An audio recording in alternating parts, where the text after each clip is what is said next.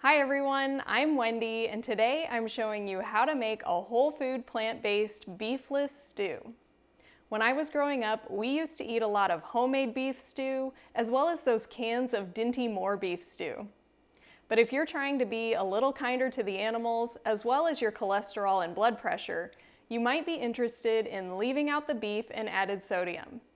So let me show you how I get that traditional beef stew flavor on my whole food plant-based diet. As always, the written recipe will be linked in the details below the video. I'm starting by preheating a large Dutch oven.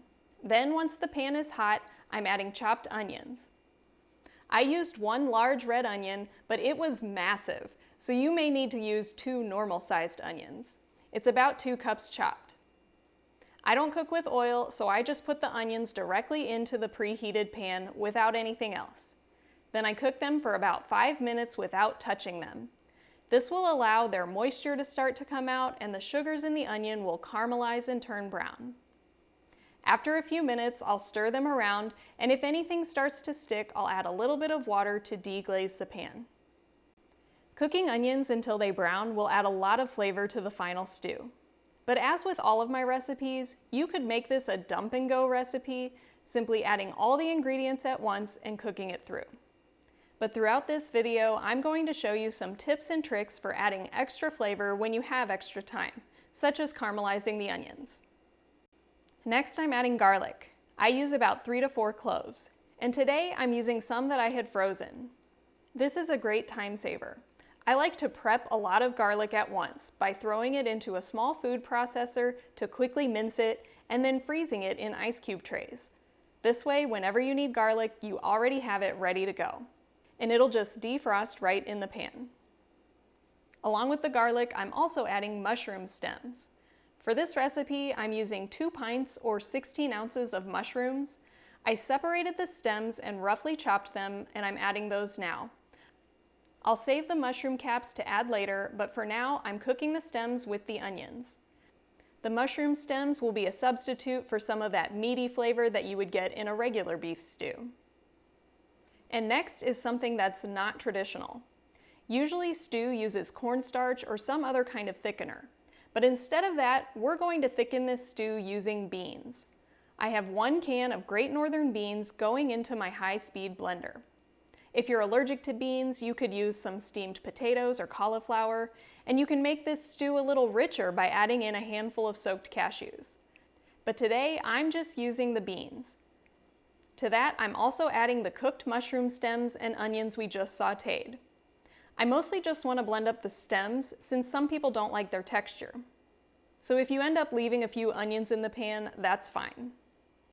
And I don't want the residue in the bottom of the pot to burn, so I'm going to set the blender aside for now and we'll get back to that in just a moment. But first, I'm going to add the rest of my veggies to the pot. I have 3 carrots or about 1.5 cups chopped, 2 ribs of celery or about 1 cup chopped, 1 pound of chopped Yukon Gold potatoes or about 3 to 4 potatoes. Finally, I have the mushroom tops, which I've cut into large bite-sized pieces. Again, the mushrooms are sort of filling in for the beef. They add both that meaty texture as well as a bit of deeper flavor. I'm going to make a little space in the center of the pan to add my tomato paste. Normally, I hate recipes that only use part of a can, but we only need 3 tablespoons, so you can freeze the rest of the tomato paste to save for a future recipe. I'm adding this to the center to give the tomato paste just a minute or 2 to cook. This is another place where, if you wanted, you could take a couple extra minutes to add even more flavor. Letting the tomato paste caramelize just a little bit will improve the flavor. When cooking without salt, oil, and sugar, even if you skip that caramelization step, tomato paste is a great secret ingredient to enhance the flavor of your recipes. After stirring the tomato paste into the veggies, I'll get back to the blender and add some liquid. For this recipe, I'm using a 32-ounce container of salt-free vegetable broth. So I'm pouring just enough into the blender to barely cover the beans, mushrooms, and onions so we can blend them. And then the rest of the broth is going into the Dutch oven. But you may not need to use all of this depending on how much moisture is in the veggies you use. The veggies, especially the mushrooms, will give off a lot of moisture, so you do not want to fully submerge them. I'll cover the pot and let that start to come up to a boil while we blend the beans, mushrooms, and onions. Again, we're using this as our thickener instead of using something like cornstarch or flour. So after that's blended, we'll go back to our Dutch oven and add the seasonings.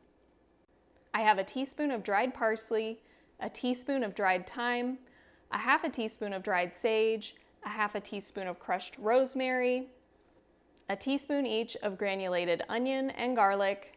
Even though we added fresh onions and garlic, the granulated onion and garlic is another great secret ingredient for SOS-free cooking. I'm adding about a quarter to a half a teaspoon of black pepper, and next is another ingredient that's not traditional, but I'm adding a teaspoon of smoked paprika. Again, since we're cooking without the beef, this will just add another layer of flavor. And last but not least, I have a bay leaf. I'll stir the seasonings into the stew along with our blended mixture, and this is already starting to smell so good. I'm putting the lid back on to bring it to a boil, then we'll give it another stir and turn it down to a simmer for about 30 minutes to an hour. You'll want to cook this at least long enough to soften the veggies, but of course, the longer you cook it, the better the flavor will be.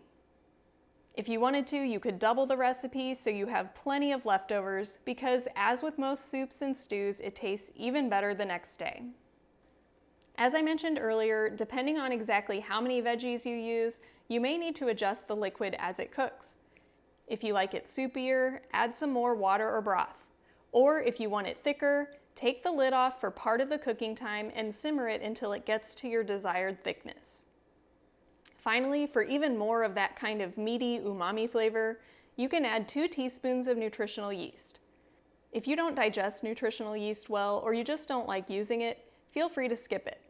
I tasted my stew today and I don't think it needs it, so I'm leaving it out too. I like to try to teach you how to cook based on your own preferences.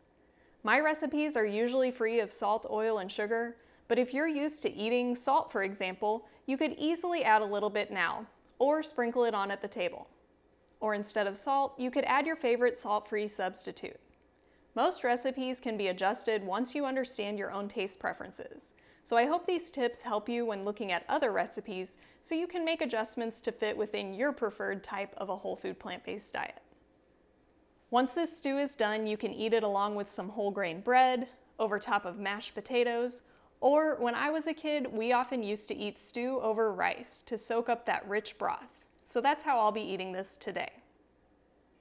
Subscribe to my channel for more whole food plant-based meal ideas, and hit the thumbs up if you enjoyed this recipe video.